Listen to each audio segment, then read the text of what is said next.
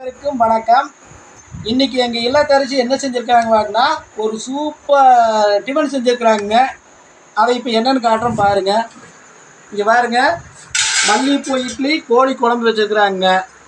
ஏன்னா வர ஞாயிற்றுக்கிழமை அமாவாசைங்கிறதுனால நாங்கள் இன்றைக்கி செய்கிறோங்க.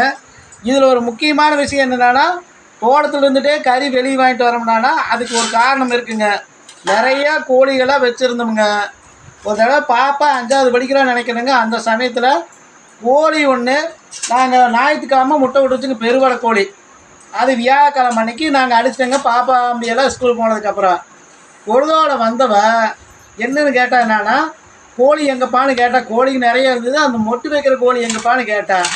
அதுதான் ஜாமி அடிச்சிருக்கு, குழம்பு வச்சிருக்குன்னு சொன்னோடனே போன்னு அழுதுட்டா. அதை ஏப்பா அடிச்சிங்க, அது பாவம் தானே, அதையெல்லாம் எதுக்கு குழம்பு வச்சிங்க அப்படின்னு சொல்லி போட்டு 2 பேரும் குழம்புல கறியை பார்த்தோன்னே ரொம்ப அழக ஆரம்பிச்சிட்டாங்க.